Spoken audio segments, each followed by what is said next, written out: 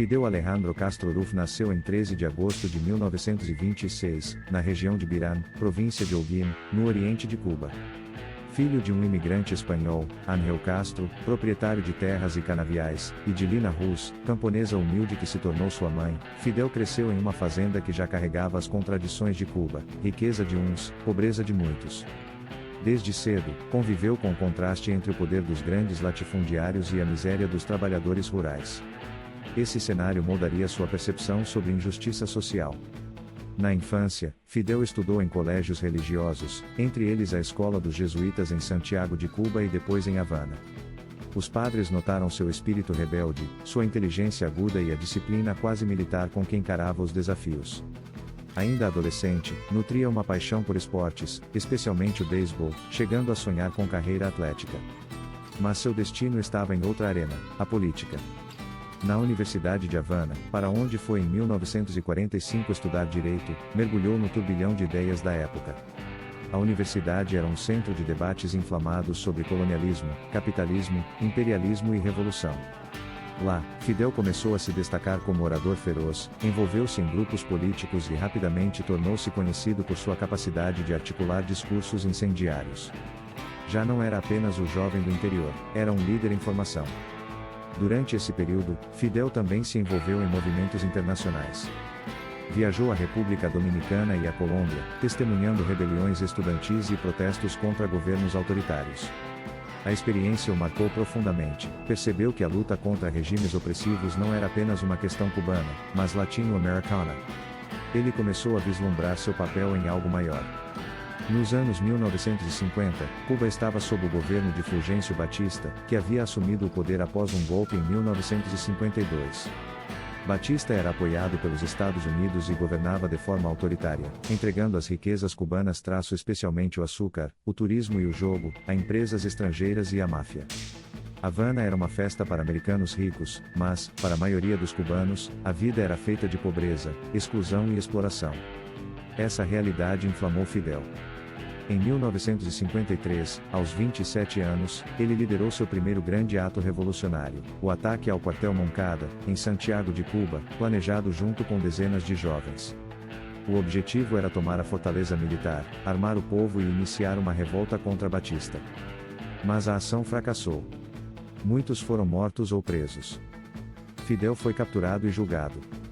Durante o julgamento, fez seu famoso discurso "A História me absolverá", transformando o tribunal em palco político. Na fala, denunciou a corrupção, a desigualdade e a submissão de Cuba aos interesses externos. A frase ecoaria por décadas. Condenado a 15 anos de prisão, cumpriu apenas 2, sendo libertado por anistia em 1955. Exilou-se no México, onde conheceu outro personagem que marcaria sua vida e a história da América Latina, Ernesto Che Guevara. Juntos, com seu irmão Raul e outros exilados, planejaram a retomada da luta em Cuba. Ali nasceu o grupo que ficaria conhecido como Movimento 26 de Julho.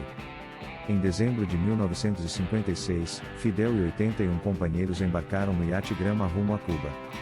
O desembarque foi caótico, perseguidos por tropas de Batista, apenas um punhado sobreviveu. Refugiaram-se na Sierra Maestra, uma região montanhosa, onde iniciaram a guerrilha.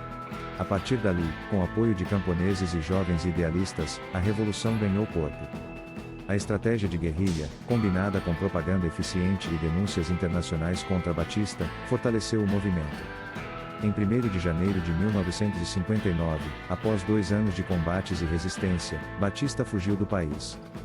Fidel e seus guerrilheiros entraram triunfantes em Havana. O povo os recebeu como heróis libertadores.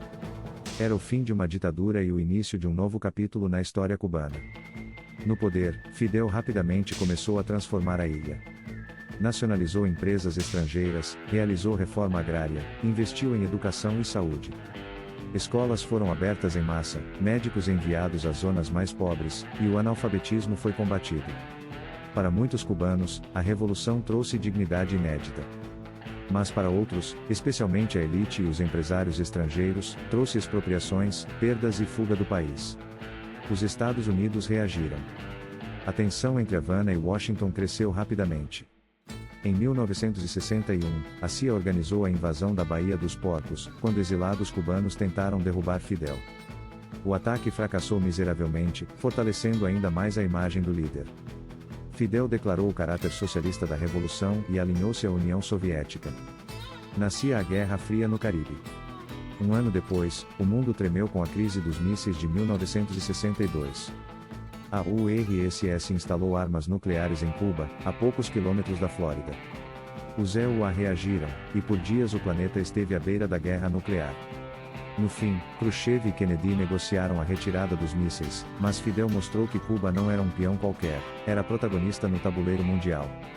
Durante as décadas seguintes, Fidel consolidou um regime de partido único, baseado no Partido Comunista de Cuba. Internamente, houve avanços sociais significativos, como um sistema de saúde exemplar e índices de alfabetização altíssimos. Mas também houve repressão política, censura, prisões de opositores e restrição de liberdades civis. Fidel governava com mão de ferro, justificando o autoritarismo como necessidade para enfrentar o imperialismo americano. Externamente, Cuba se tornou um símbolo de resistência e inspiração. Fidel apoiou movimentos revolucionários na África, na América Latina e além. Tropas cubanas foram enviadas a Angola e Moçambique, contribuindo para a luta contra o colonialismo e o apartheid. Em muitos lugares, Fidel era visto como herói anti-imperialista.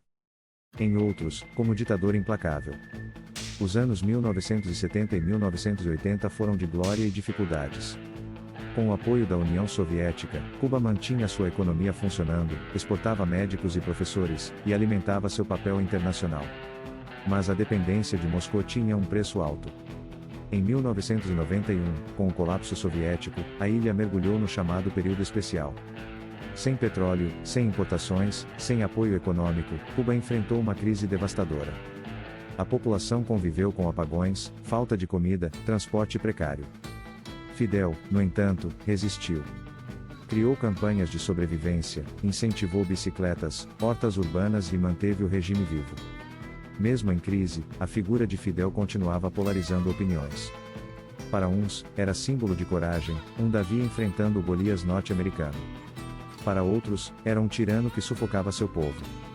Fidel, contudo, parecia se alimentar da controvérsia, discursando por horas em praças, na ONU, ou em qualquer tribuna. Seus discursos eram maratonas oratórias, misturando história, ideologia e ataques a inimigos. No início dos anos 2000, sua saúde começou a declinar. Em 2006, após uma grave enfermidade intestinal, Fidel passou o poder provisoriamente a seu irmão Raúl Castro, oficializando a sucessão em 2008. Retirado da vida pública, aparecia ocasionalmente em encontros e artigos, mas já não governava. Morreu em 25 de novembro de 2016, aos 90 anos, data simbólica, exatamente 60 anos após a partida do iate Grama. O legado de Fidel Castro continua a dividir o mundo. Para uns, ele foi o maior líder da América Latina, capaz de desafiar os Estados Unidos, sobreviver a centenas de tentativas de assassinato e manter sua revolução por mais de meio século. Para outros, foi um ditador que limitou liberdades, reprimiu opositores e manteve um povo inteiro sob regime autoritário.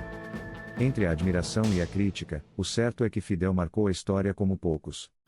Ele fez de Cuba uma potência simbólica desproporcional ao seu tamanho. Transformou uma pequena ilha caribenha em centro das atenções globais durante a Guerra Fria.